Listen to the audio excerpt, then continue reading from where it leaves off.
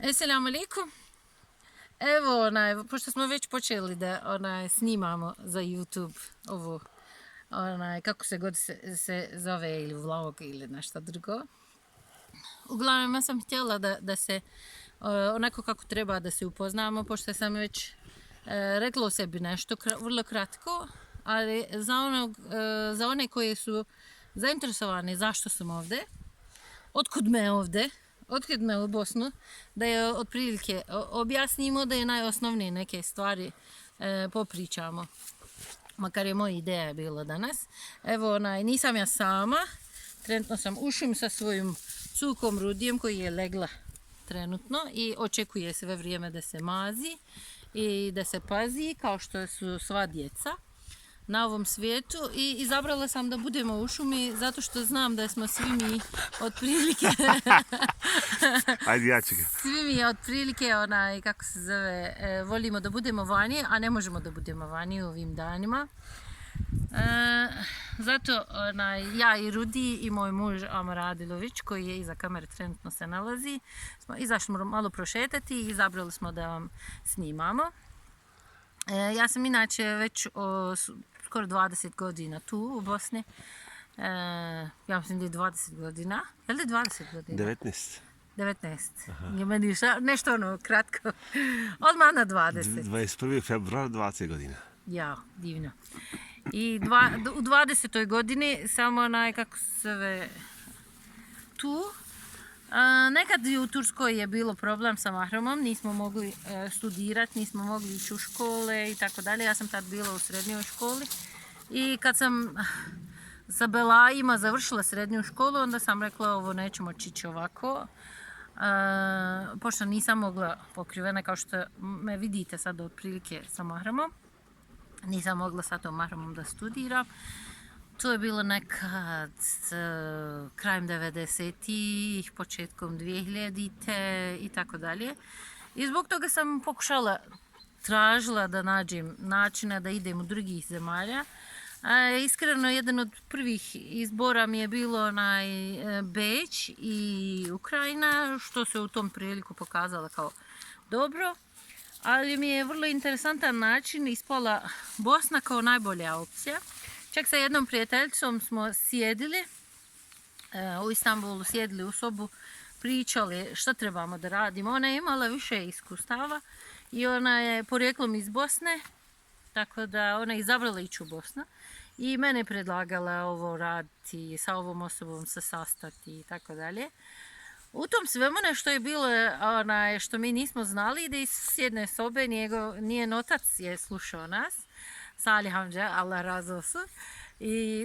I on je tražio dozvol da uđe u sobu. Poslije vrlo kratko mi smo dalje raspravljali kako da idemo, gdje da idemo, eventualno ja gdje da idem, pošto je za nju se znalo. I Salih Hamđa je vrlo jasno kratko je rekao: šta toliko razmišljate, otiđi u Bosnu. Bukvalno nama je, tako je bilo, znaš, u bukvalnom smislu, za naše sve pitanje je dao odgovor. U jednom trenutku mi smo sve gledali jedno drugo i rekli, pa može. I sve naše pitanje koje smo mi tada postavljali, većinu toga ja se i ne sjećam sad, to je mladolački osjećaj. Sad je svijet je sasvim drugačije. Kad ja razmišljam kakvom sam ja svijet upoznavala kroz život, kako moje djece su rodili u taj svijet, je to totalno različiti svijetovi. Tako da je on nama to predložio i mislim da sam ja toliko 20 dana već bila u Bosni, a recimo za Ukrajinu sam čekala 1 godinu dana za dokumentaciju, za vizu, za ovo, za ono i nikad nije se mogla. Pa nije se mogla, znači. I to bi bilo to i onda sam došla ovdje, studirala, udala se, prevarili su me. I sad imam svoju porodicu, svoj život ovdje. Kao jučer što sam spomenula malo, da se osjećam svojim, znači u svome na svome ovdje u Bosni, mogu reći da je prolazimo kroz jedan težak period, da trebamo se solidarisati i trebamo totalno pozitivu držati, zato neke stvari ne želim da pričam ako nije u pitanju neka ne dao Bog krizna situacija gdje trebamo svi znate šta trebate raditi, na šta trebate da pazite. Ja ću uzeti ulogu za još malo da budem onaj ko zabavlja, onaj ko priča, onaj ko malo razbija dosadu, eventualno nego ovih drugih malo ozbiljnijih uloga. Kroz druženje, ako Bog da kad se budemo malo bolje poznavali jedno drugo, onda možda možemo i malo ozbiljnijim pitanjima gdje ćemo biti slobodniji. Ja bi mogla pričati od jutra do mraka, što se mene tiče, ali stvar je u tome da je nije važno šta ja pričam, nego važno šta vi doživljavate kad mene slušate. To je najvažnija poenta koju ja se makar osjećam, da dobijemo taj osjećaj oko Bogda i da moji razgovori, moji govori o većinu kako se zove, samovoljni, kako se zove, da budu korisni, koji će nama olakšati svima, olakšati stanje. Iskreno ja čim pričam malo odmah mi je lakše. A i još jedna stvar koju sam ja razmišljala, ne znam kako se vi osjećate, ko bude želio podijeliti osjećaje sa mnom, slobodno pišite. Ja sam primijetila dok pričam da mnogo brže razmišljam, da mnogo brže rješavam svoje probleme i dok pričam o jednoj temi da mnogo brže učim.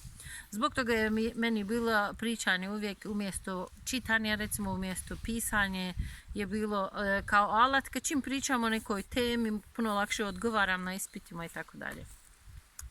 Nadam se da će biti koristan ovaj vaš video, ovaj naš video, pošto ako ja pričam i niko ne sluša, to nema koristi. Tako, i ako imate neke teme o kojima želite pričati ili eventualno ako želite da čujete drugu stranu to priče koju inače čujete, slobodno pišite mi.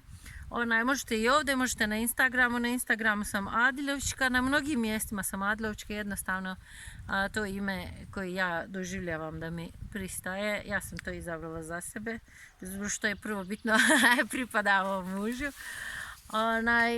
Eto, toliko za danas.